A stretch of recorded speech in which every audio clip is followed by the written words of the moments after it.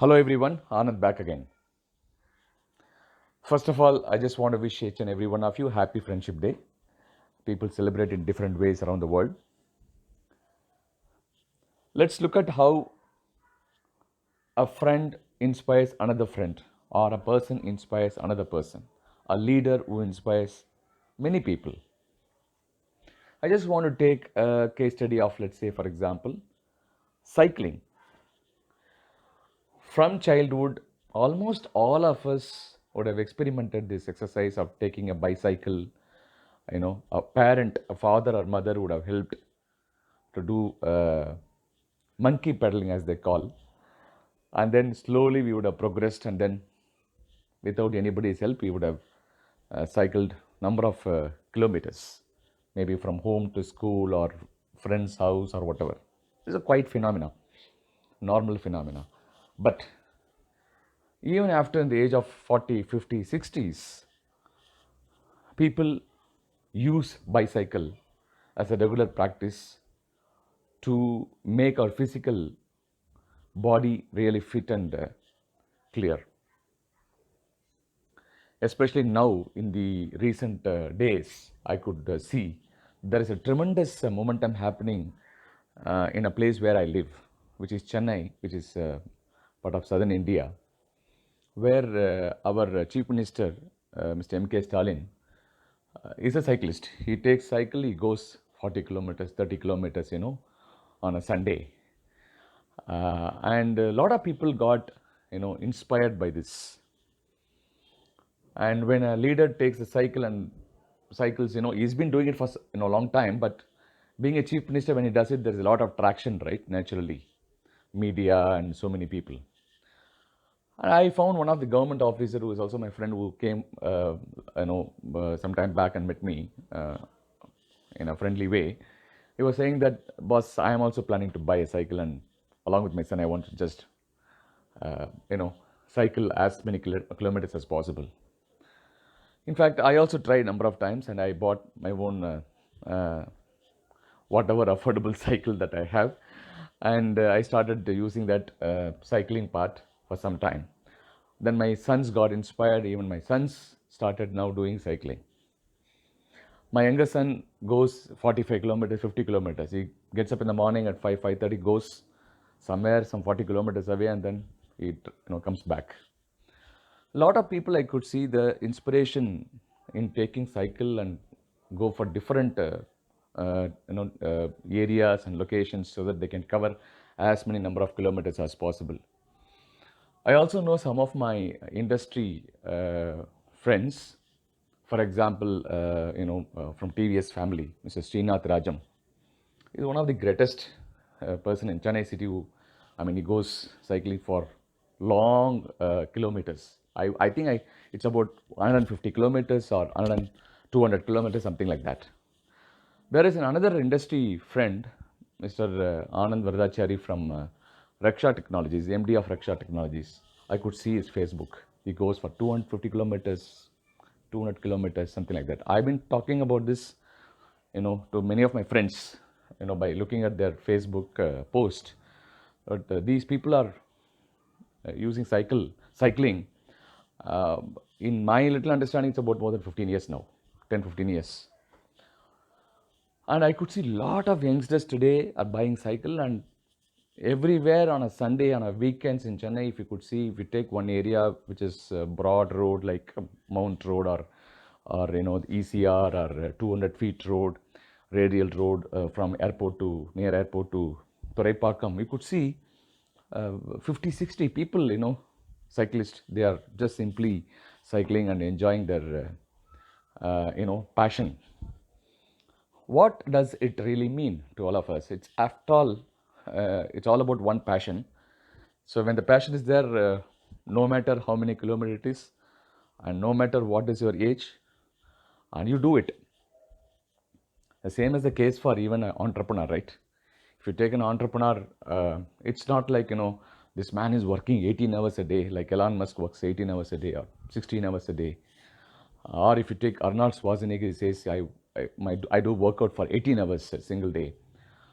And there are doctors who are working 18 hours, of course.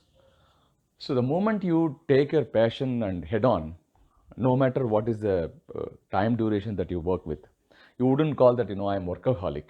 Even that workaholic is also actually surpassed, because workaholic is nothing but, you're obsessed with work. But I think passion is something beyond that. I mean, I don't feel like I have fatigue when I follow my passion for long hours. So that is the case I am able to see, especially with the cyclist. And I want to restrict this talk around cycling. So, what the idea what I derive here is, um, you know, my son said he watched a movie called, um, there is a Tamil movie which was released a couple of days ago on Amazon Prime. It's called Sarpeta Parambarai. And it's a boxing story. It's a great hit movie of Ranjit, P. Ranjit. And after the movie he watched, next day he took a cycle and went about 50 kilometers. He came back. I was just asking him, so what did you feel?